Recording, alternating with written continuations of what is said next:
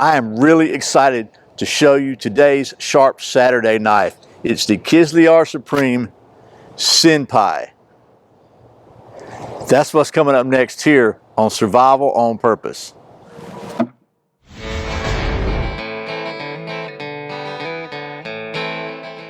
Welcome back to Survival on Purpose, your home for information and gear reviews related to camping, survival, and general preparedness for regular folks. My name is Brian.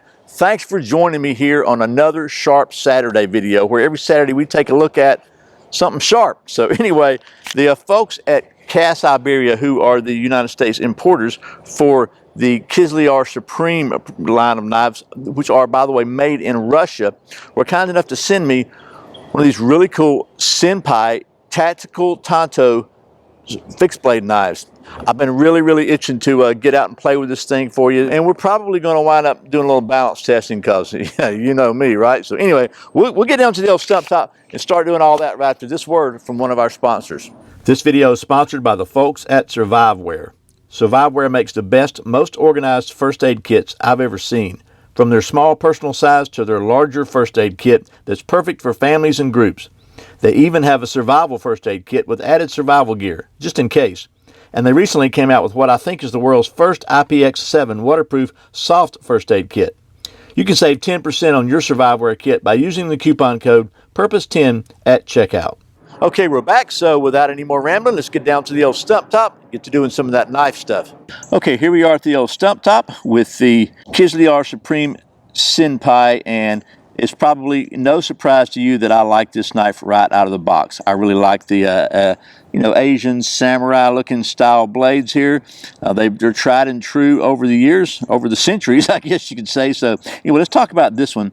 This, by the way, is the PGK steel version, which is we're going to talk about that in a minute also. But let's just get to the specs first. So I'm going to try not to wave this thing around a whole lot so you can see it, but this knife features a 6 3/4 inch traditional style Tanto blade of stone-washed PGK steel. Has 5 1/4 inch handle with scales made of craton covered ABS, and the craton gives it a little softness and grippiness, and the ABS base gives it a lot of durability. There's a 12-inch overall length, so this is a good size knife. I like that a lot. The knife weight is alone, I weighed this on a scale, is 8.2 ounces, and with the sheath is 12.3 ounces. Speaking of the sheath, this is a Kydex multi-position sheath. It's got a nice, I don't know, I'm trying to get in there where you can see it. Let me see if I can use a knife. So you kind of see that way. It's got the really nice loop on the bottom. It's not going to come off your belt, and it fits down into that depression right there, as you can kind of, hopefully you can see that. So it might as well just be a solid loop. But I guess you could theoretically get it off your belt, but you're going to have some fingers to do that. But anyway, you can bolt that around. You can carry it in horizontal or vertical orientation. And then the knife itself snaps in really well. And it's also got some holes. You can lash it wherever you want to. There's a drain hole in the bottom. One thing I noticed I want to point out about the grind itself, this is a Tanto, traditional Tanto style grind. One of the sites I saw, one of the retail sites, said it was a hollow grind. I ran a metal straight edge across it, and I don't see a single gap underneath there. So I think it's more like a saber grind, but we're going to see how well it performs, whatever kind of grind it is. So we're going to do some pretty serious knife stuff with it. Going to try to here. But first, let's talk about a little bit about the PGK steel, because I was really not familiar with that steel. I had to do some research on it. Here's what I found, that it is very similar to D2, and it basically has a lot of the benefits of D2 with some added benefits, maybe not as many of the potential issues that might have come up over the years with D2, like some brittleness when it gets really hard. But according to the Kizlyar Supreme website, this is a German steel that's great for applications that require long-lasting cutting edge and tolerance to serious beating. So, we can't let that challenge go unanswered, can we? So anyway, we're going to do a little bit of knife stuff with this thing now. So, oh, by the way, I know you always ask about the price, and really, I'm not sure what it's going to be when you watch this video, but right now, at the time of this video, on Cas Iberia's site, this particular model is $185, but they have an OS 8 version, which is the PGK version is really new. So right now, I can find on retail sites on Amazon or on Blade HQ or places like that is the OS 8 version, and it's 93 bucks on Amazon right now. I like to use Blade HQ because they have some really good, because they're knife folks, you know what I mean. But they're a little bit higher on this particular knife than Amazon. They're like 125 bucks. So right now the best deal is on Amazon. When you're watching this video, you have to check and see. So I'll put the links to that below. So anyway, let's get to doing some knife stuff. Okay, I got you backed up a little bit because I want you to be able to see what we're doing here. Let me move the sheath out of the way for a minute. Now I've got a big old piece of pretty hard pine here that fell off of a tree during a storm recently. So I thought we'd do is just be a good first opportunity to try some of that serious beating they talked about. So first, actually, I had somebody tell me they wanted that I should show how sharp the blade is prior to any abuse. So let's try that first. I'm going to do the standard redneck sharp test and just see how this thing works. Okay. Yeah, it's real sharp. I'll probably have somebody tell me I shouldn't be doing that on camera, but oh well. You can't please everybody, can you? So let's just do a little chopping here. How about that? We'll start about right here. This will be good. Oh man. Now this is pine, okay, admittedly, but it's what I got to work with, and we're gonna work with what we got. See how well this PGK steel takes a serious beating, as they say. And I'm kind of letting it just slide down my hand a little bit. It's got this nice little swell here at the bottom.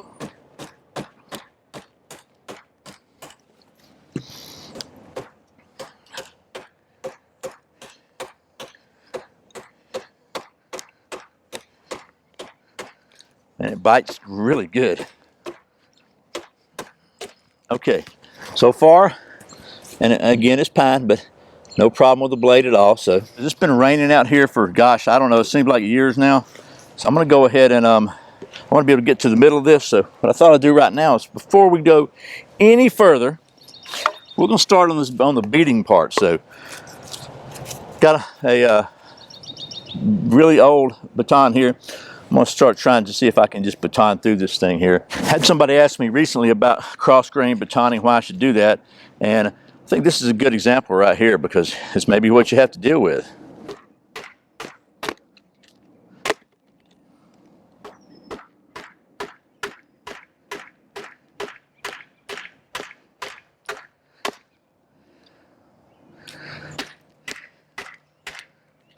Okay.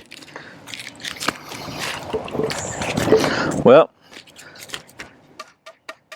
feels pretty solid. Let's take some of this bark off here and see.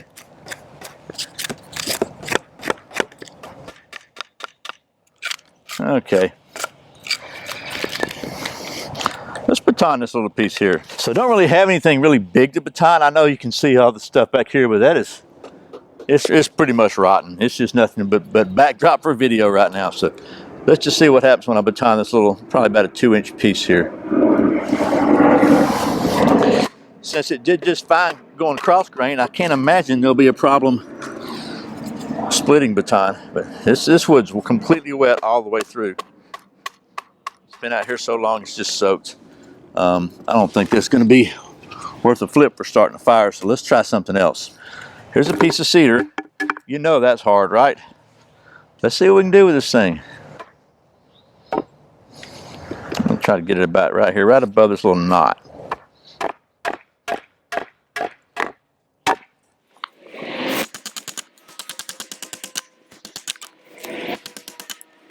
Man, this stuff is hard. It's hard, I'm telling you. Hard.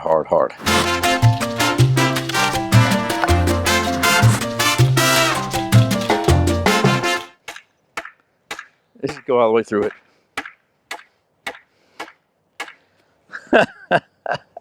Harder than my baton. How about that?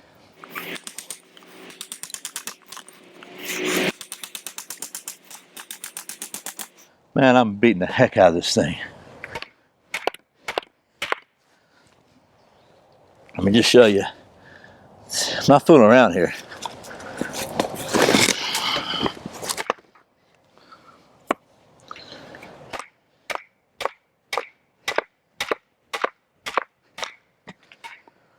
Woo! Okay, Another look at the blade. Oh, there's some stains here which may not come off now. The edge itself is just fine. So now, let's baton this thing here and see if we can get something we can make a fire with, because it's probably a little drier on the inside than that pine was.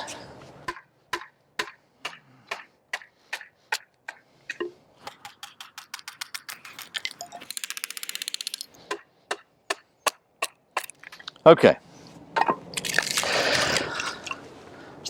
Okay, so we've done a little chopping, a little batoning.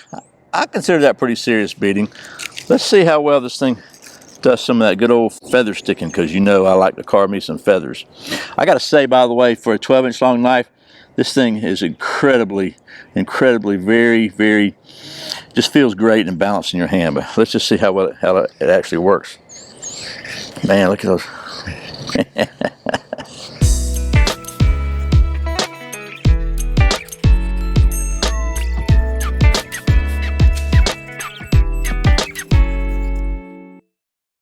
If you've ever tried to feather stick red cedar like this, you know how dense and hard this wood is.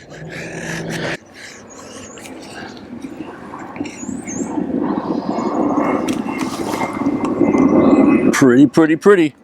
So I could go on and making lots and lots of pretty feathers. Just want to try to use the Tanto portion of it. You can do some really fine work with that if you need to. And it's sharp enough to really be able to control. Anyway, there's that. I don't know why I split all this wood out here. I'm not going to spend the next 45 minutes making feathers. I might want to put this somewhere dry. So, but what about, what are you going to do with these feathers once you get them made? So we don't really have a sharp spine here. It's kind of it's got a little, if you can see, a little bevel kind of right there above the spine. And it doesn't really come to a sharp spine except maybe right here. You can see that part right there. We'll try that. You know what I really like to scrape? I know you know. Oh yeah, look at this. Would you just look at this? This is like, man. I got to looking. This is like one of the first fatwood videos I made was when I found this big gigantic chunk of fatwood, and it's been around for, gosh, 4 or 5 years now out here in the weather. Let's see how well this back edge scrapes. And it's not super sharp, so I'm not sure if it's going to do well, but.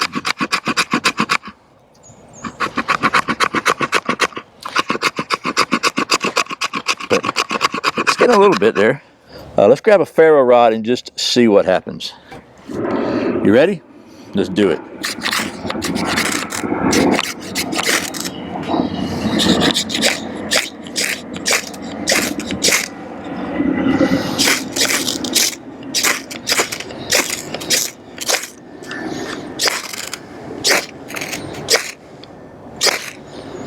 There we go.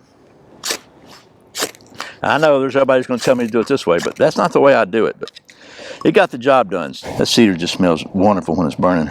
Okay, well that was some practical testing, maybe even a little harder than normal, of this really cool Senpai knife from the folks at Kizlyar Supreme, and it said it would take some extreme beating. I think I beat it pretty good. I did the best I could with what I had. I mean, cross-cutting that cedar was, I was banging it really hard enough to break my hardwood baton. But as you know, in addition to real-world testing, we like to get all scientific here at Survival on Purpose Worldwide Headquarters, where we maintain a state-of-the-art cutting-edge knife testing facility.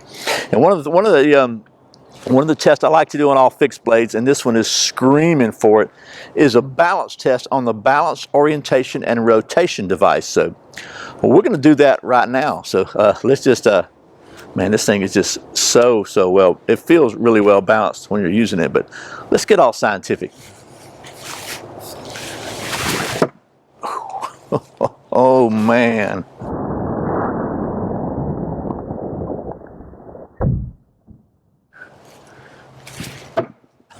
I like it. Let's do one more balance test. Okay, we're going to call this one balanced, and I got to say, I'm really digging this knife. It is like I said, it's pretty lightweight for such a big knife, but it is strong. This PGK steel So far as I can tell, it takes a licking and keeps on ticking, in the words of the famous. Well, you should tell me in the comments below who made that little phrase famous, by the way. We'll just see how old you are. But in order to properly finish out this testing process, I guess, I want to go ahead and, after all that beating and banging and balance testing, let's just see how, by the way, that cedar's still burning and it smells good. Let's just see how well it passes the redneck sharp test. Can you see that? Oh my goodness. So it passed the beating. I'm gonna say it passed some edge retention pretty good too. So anyway, that was a kind of a fun look at the Kizlyar Supreme Senpai, and I hope you've enjoyed watching this video at least half as much as I have enjoyed making it, because this is a fun knife. I think it's a very capable knife. Certainly this is not even really a woodcraft style knife. The stuff I was doing with this is probably not what it's intended to be done with, but man, it feels good. And I think Miyamoto Musashi would probably approve of this one. So anyway, once again, thanks to the folks at Cast Iberia for sending me this so I can show it to you. And as always, thank you for watching Survival on Purpose. I put out a brand new video every Friday and Saturday, sometimes random videos throughout the week. If you want to make sure you don't miss a single one, I invite you to subscribe to my weekly email newsletter at survivalonpurpose.com/subscribe. Every week I'll send you an email with the previous week's videos, plus any news, offers, or information I think you might be interested in. And occasionally throughout the year, we're going to be doing some special stuff just for the subscribers to the newsletter. So be sure and check that out. I really appreciate the support. Once again, my name's Brian. You're watching Survival on Purpose. Remember, survival's not an accident, so be prepared. I'll see you next time.